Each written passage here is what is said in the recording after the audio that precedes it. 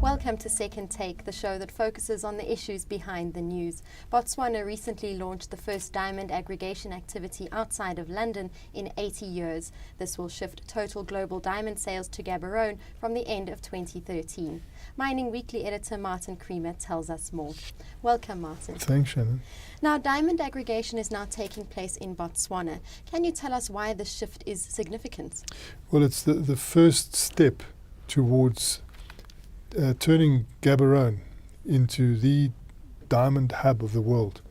At the moment, all that aggregation, and the aggregation really means bringing together like diamonds from various parts of the world, is going to be the forerunner to total sales taking place from Gaborone from the end of 2013.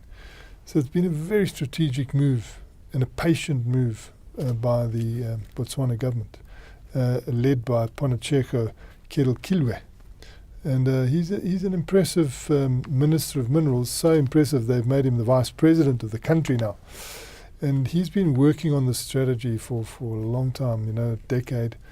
And he first made sure that they got rid of exchange control in Botswana, which was quite a brave move at the time, but it's proved correct.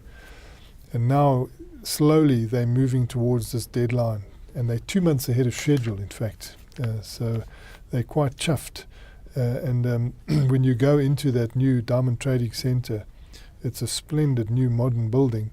And above the big hall and overlooking it are people sorting out these diamonds.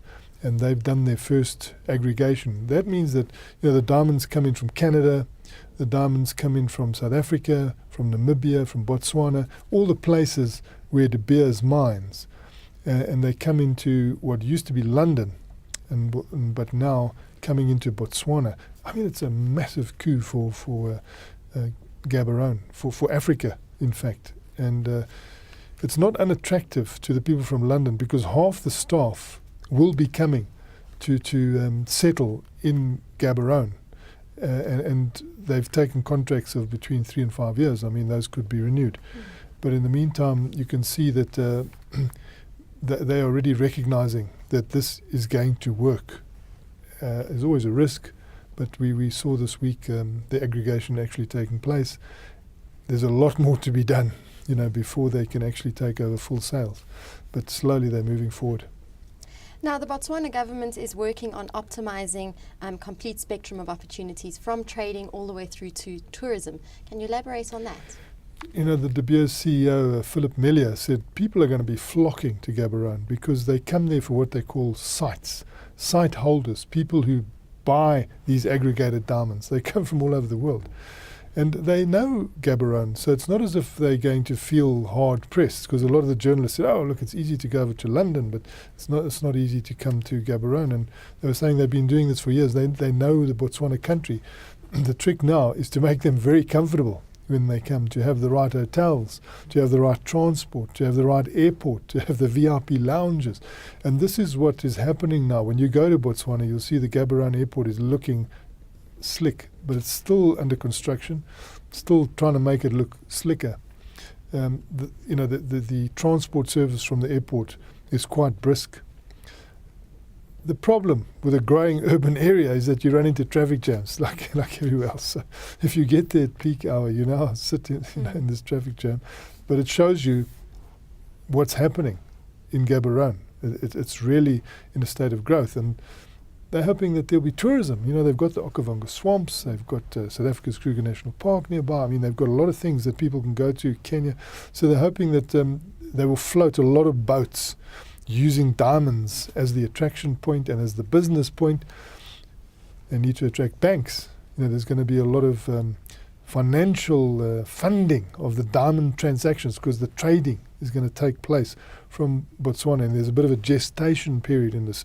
And you've got to get banks that know what they're doing there. And I see some of the top diamond banks or banks that have been associated with diamonds have already set up shop. ABN AMRO's for one. ABN AMRO and some Indian banks now also wanting to come in. But nearby is also the Diamond Technology Park. and so there's not only going to be this trading and all the security and the hotels and the catering, but there's also manufacture of jewelry. It's already happening, so they're going that step further. You've got jewelry manufacturers in the technology park, setting up with very high technology, really all computerized, the cutting, and quite a eye-opener when you go into Gaborone these days. Now, can you tell us about Botswana's development of a mining investment company and what that means for the diamond industry as a whole? Yeah, you see, they've become such big investors in De Beers now, for one, in diamonds, and that they have to watch their investment day to day. So they've actually got teams now watching that mining investment on a day-to-day basis. And they've also set up a sort of a verification window, so that they've got the Okavango diamond trading business that they've set up, and this will actually be a state diamond trader. We have a state diamond trading system in South Africa which is not functioning very well at all. They say this will be totally different. It's just a sort of a window for the government. The government is now so deeply steeped in diamond activities that they actually have to know for themselves what the price trends are. So they have got an option in terms of this 10-year agreement that they've got with De Beers. It's the longest agreement they've ever signed, to be able to buy up 10% of those diamonds themselves as a state. And I think they've got an option to go to 15%, and then to trade those diamonds themselves. So they actually experience this whole procedure, so they know exactly what is happening in the diamond business, because what happens in the diamond business reflects directly on their country, and they are trying to diversify away from that. And you could see that they never took up the option to buy another 10% of De Beers. They had that option to buy another 10% of De Beers for a substantial amount of money, and they said, look, that would be inappropriate at this time. We need that money to develop our roads, our clinics, our schools, the hotels, and all the other, and to encourage that investment by the private sector. And it wouldn't have meant a big leap for us in diamonds. It wouldn't have taken us any further. We've already got half of Botswana, and we've got 15% of De Beers.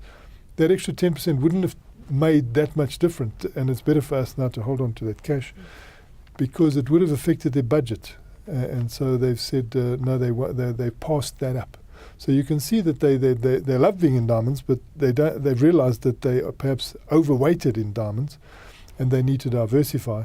And they're now talking about what they call black diamonds, and that is coal.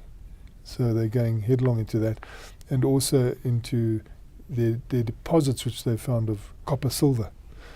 And through that, they feel that they'll be able to release this heavy reliance on diamonds. But at the same time, of course, they are diamond bulls. They love being in there, and they do see very good fundamentals going forward, even though there are some short-term challenges in diamond business. Looks like the next world-class African city is Gaborone then. I think that you do notice the infrastructure's quite modern, and I'm sure I think from the smile on the face of the people involved, they want to make those who visit there want to come again. So I think they're going to have some attractions for people coming in to boost the tourism side. Well, thank you very much, Martin. That's a great pleasure, Shannon. That's the show for today. Join us again next time for more news and insight into what's happening in the mining world.